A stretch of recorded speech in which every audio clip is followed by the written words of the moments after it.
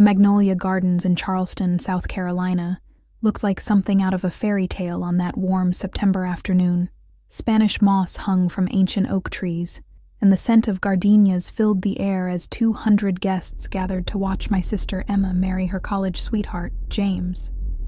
I had spent 3 weeks looking for the perfect dress for this wedding. Not because I cared about impressing anyone, but because I knew my ex-husband Richard would be there. Emma had insisted on inviting him despite our messy divorce 2 years ago. After all, he'd been part of the family for 8 years. He's still Uncle Richard to the kids, she'd said, and I couldn't argue with that logic, even though it made my stomach turn. The dress I'd chosen was a deep emerald green midi dress with delicate lace sleeves. It wasn't expensive. I'd found it at a boutique in downtown Savannah for $150, which was about all I could afford these days. But it fit perfectly, made my eyes pop, and gave me the confidence I desperately needed for what I knew would be a difficult day. I was adjusting my wrap in the bathroom mirror of the wedding venue when my phone buzzed with a text from my lawyer. "Documents are ready. Are you sure about the timing?" I stared at the message for a long moment, then typed back, "Yes, tonight." The ceremony was beautiful. Emma looked radiant in our grandmother's vintage lace gown, and James couldn't stop smiling. I managed to get through the vows without crying, though whether from joy for my sister or the weight of my own memories, I wasn't sure. It was during the cocktail hour that I saw him. Richard stood near the bar, impeccably dressed in what I recognized as a new Tom Ford suit, probably cost more than I made in 2 months at my job as a high school guidance counselor. He was holding court with a group of wedding guests, including Emma's new in-laws, the wealthy Whitmore family who owned half the commercial real estate in Charleston. He looked good, I had to admit. The gray at his temples made him look distinguished rather than old, and his recent gym membership showed. Standing next to him, laughing at something he'd said, was a woman I didn't recognize, blonde, probably 10 years younger than me, wearing a dress that definitely hadn't come from a Savannah boutique. I was trying to slip past their group unnoticed, when Richard's voice boomed across the patio. Well, if it isn't my dear ex-wife, Sarah." His voice carried that particular tone I remembered so well, the one that sounded friendly to outsiders but carried an edge of cruelty that only I could detect. The group turned to look at me, and I felt heat creep up my neck. "Hello, Richard." He stepped closer, his smile wide and predatory. "You look..." He paused dramatically, his eyes scanning me from head to toe. "Well, you look exactly like I'd expect someone shopping at discount stores to look." A few people in the group shifted uncomfortably, but Richard wasn't done. "I mean, is that dress from Target?" He laughed, and a few people gave obligatory chuckles. "Honey," he said to the blonde beside him, "this is what I was telling you about.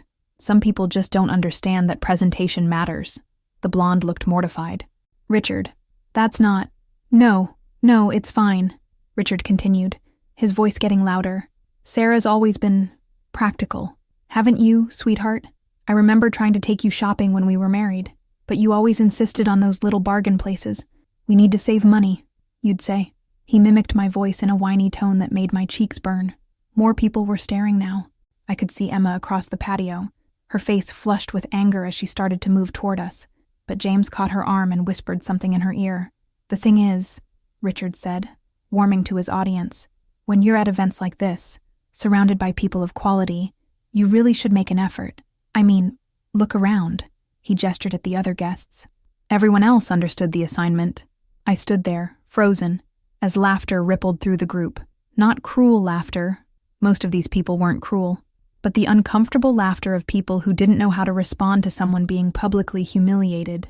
"Richard," I said quietly, "it's Emma's wedding day." "Exactly." He snapped his fingers. "It's Emma's wedding day, and you show up looking like you're going to a church potluck. It's disrespectful to the bride and groom." Mrs. Whitmore, James's mother, cleared her throat. "I think Sarah looks lovely," she said diplomatically, but even her kindness felt like pity. Richard's new girlfriend tugged on his arm. "Maybe we should get some champagne," she suggested, clearly trying to extract him from the situation. But Richard was just getting started. "You know what the real tragedy is? I tried to help her. During our marriage, I tried to elevate her, to show her how to present herself properly. But some people just refused to learn. That's when something inside me snapped.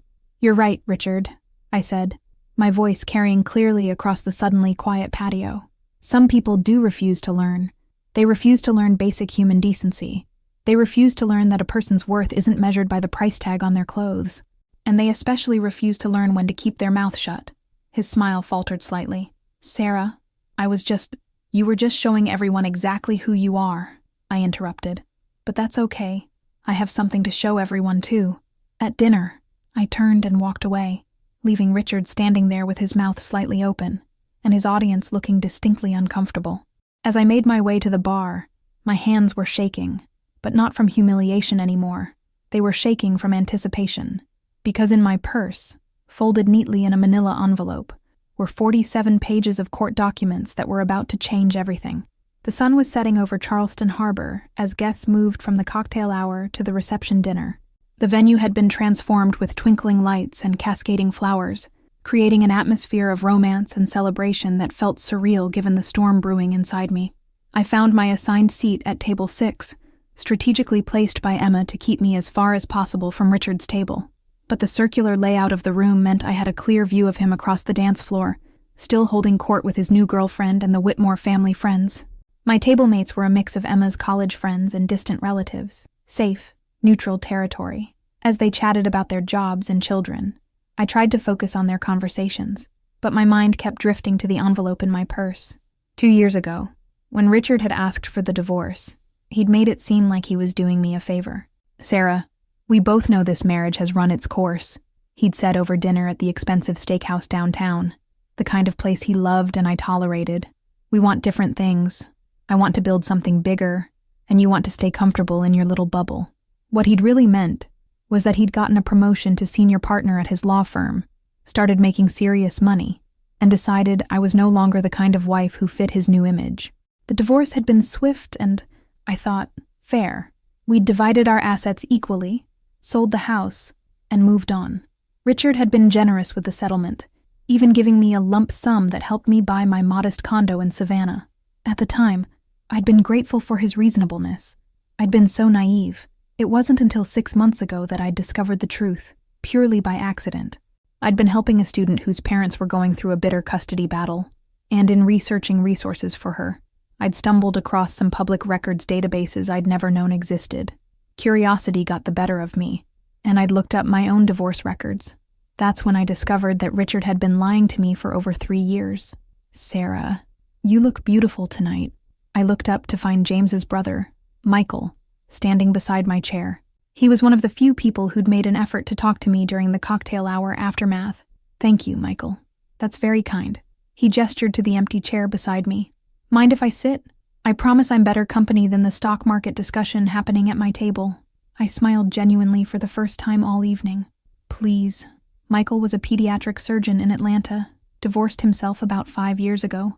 We'd had several pleasant conversations at family gatherings over the years, and he'd always struck me as one of the rare people who was genuinely interested in what others had to say. I have to ask, he said quietly as he sat down. Are you okay? That scene during cocktails looked pretty rough. I appreciated his directness. I've been better, but I'll be fine. Richard's always been. He paused, searching for the right words. Let's just say his bedside manner wouldn't work well in pediatrics. That made me laugh. That's a diplomatic way to put it. Sarah, can I tell you something? I've known you for 8 years, and I've watched you handle everything from family crises to Emma's bridezilla moments with more grace than anyone I know. Whatever that man said about you tonight says nothing about you and everything about him. His words were so unexpected and kind that I felt tears prick my eyes. And thank you. That means more than you know. I mean it. And for what it's worth, that dress looks stunning on you. Green has always been your color. Across the room, I caught sight of Richard watching our conversation with a frown. Good. Let him wonder. The first course was served, a delicate beet and goat cheese salad that I barely tasted. My phone buzzed with a text from Emma. I'm so sorry about earlier. He's an ass. Are you okay? I typed back. I'm fine. Enjoy your wedding. Love you. She responded immediately. Love you too. And you look gorgeous, by the way. That dress is perfect. As the evening progressed, I found myself relaxing slightly. The wine helped, as did Michael's easy conversation and the genuine warmth from the other people at my table. I watched Emma and James's first dance, listened to the toasts from the best man and maid of honor, and almost forgot about the envelope in my purse. Almost. But then came the moment I'd been dreading and anticipating in equal measure. Emma tapped her champagne glass and stood up, microphone in hand. Thank you all so much for being here to celebrate with James and me. Before we move on to cake and dancing, I wanted to take a moment to acknowledge some special people. She went through the usual list: parents, grandparents, the wedding party. But then she said something that made my stomach drop. I also want to thank some people who've been part of our extended family over the years. Richard Matthews, thank you for 8 years of being an amazing brother-in-law and for still being such a wonderful uncle to Emma's children. Richard stood and raised his glass, basking in the acknowledgement as people applauded. And of course, Emma continued, my sister Sarah, who has always been my rock, my best friend, and the strongest person I know. Sarah, I love you more than words can say. Now it was my turn to stand and acknowledge the applause. But as I did, I caught Richard's eye across the room. He was smiling, but it wasn't a kind smile.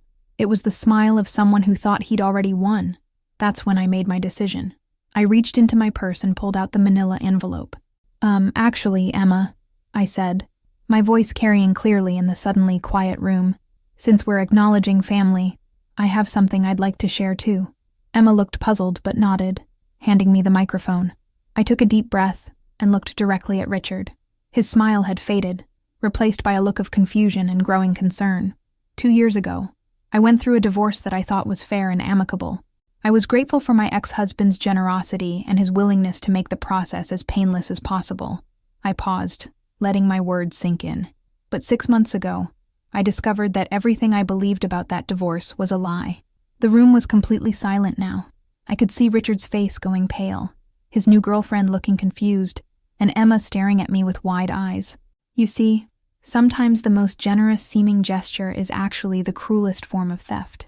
And sometimes the person who criticizes your discount dress is the same person who stole the money that could have bought you a designer one.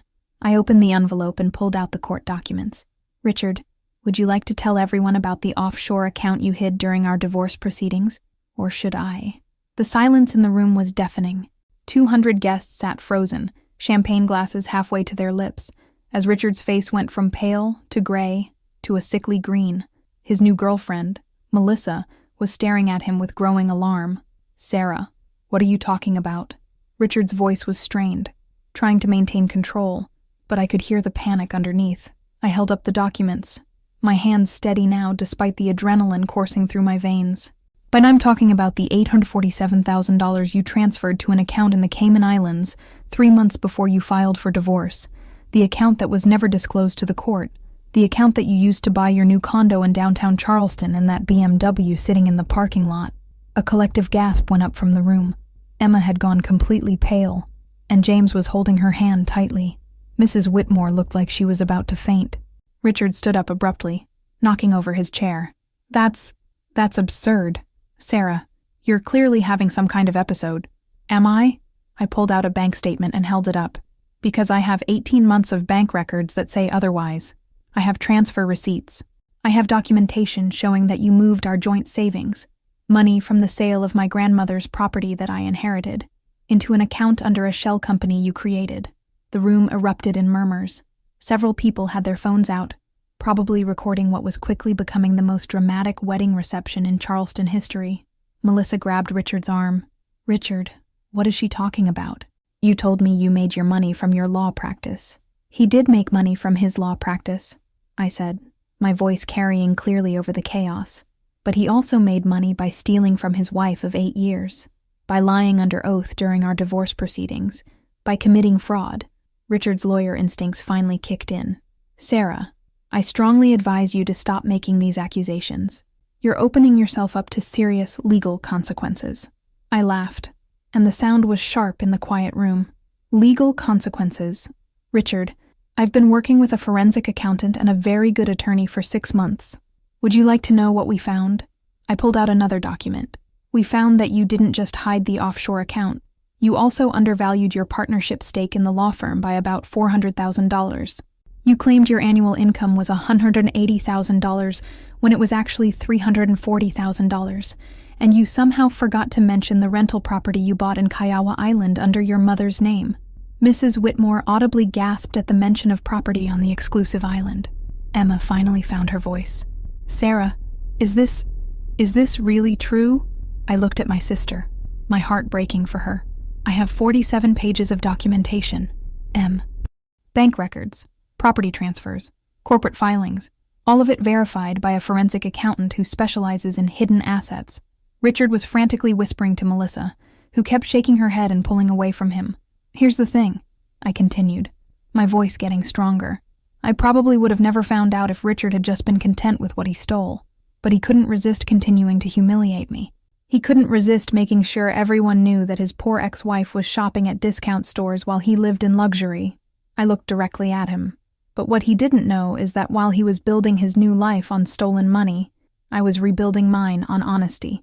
I went back to school, got my master's degree, and became a guidance counselor because I wanted to help kids navigate difficult situations. And in the process, I learned a lot about research, about finding information, about not giving up when something doesn't feel right. Michael, still sitting beside me, leaned over and whispered, Jesus, Sarah, how much did he steal? According to the forensic accountant, about $1.3 million in total assets that should have been part of the divorce settlement. His eyes widened. Million, with an M. I nodded and turned back to address the room. So when Richard decided to humiliate me tonight, to make fun of my dress and suggest that I don't understand how to present myself properly, I realized it was time for everyone to understand exactly who they're dealing with. Richard finally seemed to find his voice. Even if what you're saying is true, and I'm not admitting anything, the statute of limitations has not expired on fraud, I interrupted, especially fraud that was actively concealed. My attorney filed the paperwork 3 days ago. You should be receiving notice of the civil suit on Monday. The criminal referral has already been submitted to the district attorney's office. The room erupted in chaos. People were standing, talking loudly. Phones were ringing. Melissa had pushed away from Richard entirely and was staring at him like she'd never seen him before. You lied to me, she said, her voice cutting through the noise. You told me you were successful because you were smart and hardworking. You never mentioned that you were a thief. Melissa, please, let me explain. Explain what? That you stole from your wife? That you committed fraud? That everything about our relationship is based on lies? Emma stood up, still looking shell-shocked. Everyone, please, can we take a moment? But there was no taking a moment. The damage was done. Richard's carefully constructed new life was crumbling in real time, in front of 200 witnesses, at my sister's wedding. James's father, Mr. Whitmore, stood up slowly. He was a prominent businessman in Charleston, someone who took reputation very seriously. Richard, he said, his voice cold, I think you should leave. Now wait just a minute. Richard started. No, Mr. Whitmore said firmly. You should leave now. This is a family celebration, and you are no longer welcome. Security appeared. I hadn't even realized the venue had security, but apparently, they'd been watching the situation unfold. Richard looked around the room, searching for allies, but found only shocked faces and averted eyes. Melissa had already grabbed her purse and was walking toward the exit, her heels clicking sharply on the hardwood floor. As Richard was escorted toward the door, he stopped and looked back at me. This isn't over, Sarah. I met his gaze steadily. You're right, Richard. It's not over, but it's not going to end the way you think it is. After he left, the room remained in stunned silence for several long moments. Finally, Emma made her way over to me, tears in her eyes. Sarah, I'm so sorry. I had no idea. I never should have invited him. I hugged my sister tightly. You had no way of knowing, Em. This is not your fault. Your wedding dress, I said, pulling back to look at her. Grandma's dress. Do you know how I paid for the preservation and alterations when you were in college? She shook her head. I sold Grandma's jewelry collection, the one I inherited. I sold it because we needed the money for your wedding fund, and Richard said it was the responsible thing to do. He convinced me to put the money in our joint savings account for better investment opportunities. Emma's face crumpled. Oh, Sarah, that jewelry collection was worth about $200,000. It's the money that started his offshore account. The room was still buzzing with shocked conversations, but I noticed that several people were looking at me differently now, not with pity, but with something that looked like respect. Michael stood up and raised his champagne glass. Ladies and gentlemen, I'd like to propose a toast. The room gradually quieted. To Sarah Matthews, who just demonstrated that class isn't about the price of your dress, It's about having the courage to stand up for what's right, even when it's difficult. "To Sarah!" several voices called out, and glasses raised around the room. As I looked around at the faces of people who had witnessed my public humiliation just hours earlier, I realized something had fundamentally changed. I wasn't the pitied ex-wife anymore. I wasn't the woman in the discount dress who didn't belong. I was the woman who had just taken down a thief with nothing but research, determination, and 47 pages of truth, and that felt better than any designer dress ever could.